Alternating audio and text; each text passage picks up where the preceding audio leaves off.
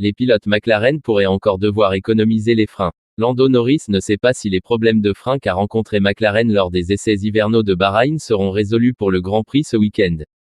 L'équipe de Woking a apporté des solutions, mais il faudra attendre les essais pour voir si celles-ci fonctionnent, ou si la prudence doit encore être de mise. L'équipe a fait un excellent travail en essayant d'amener autant de pièces que possible ici, des choses pour résoudre ces problèmes, explique Norris. Mais dans une certaine mesure, nous ne savons pas comment elles vont fonctionner. Nous devons littéralement devoir les mettre sur la voiture et piloter avec pour comprendre à quel point elles sont bonnes, et si c'est suffisant ou non. Il est préférable que ce soit du côté de trop, car nous pourrons revenir dessus et faire des modifications à partir de là. Il pourrait y avoir une chance sur l'un ou l'autre, ce pourrait être une course parfaite sans problème, dans un monde idéal. Sinon, ce pourrait être une course où nous devons encore gérer beaucoup de choses. Nous ne savons pas encore, et nous devrons voir quand nous serons en piste. Daniel Ricciardo n'a pas pu rouler à Bahreïn à cause du Covid-19, mais il a suivi ce que faisait son équipe à Sakhir. Il admet lui aussi que le problème pourrait ne pas être entièrement résolu.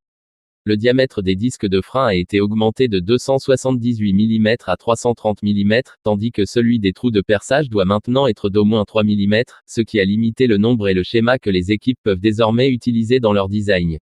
Cela se fait évidemment au détriment de la dissipation de la chaleur, qui est également rendue plus délicate en raison de l'espace désormais beaucoup plus grand dans le passage de roue, la F1 passant à des jantes de 18 pouces. L'espace plus important créé à l'intérieur du système de freinage a conduit à de nouvelles orientations intéressantes en matière de conception. McLaren est l'une des équipes qui a décidé d'enfermer ses disques de frein dans un carénage, ce qui signifie qu'il y a une voie claire pour le transit du flux d'air et de la chaleur créée lors du freinage. De la même façon, Red Bull Racing a une solution qui protège le disque de frein, bien qu'elle ait choisi un matériau différent à cette fin et qu'elle ait également placé une isolation autour de la protection.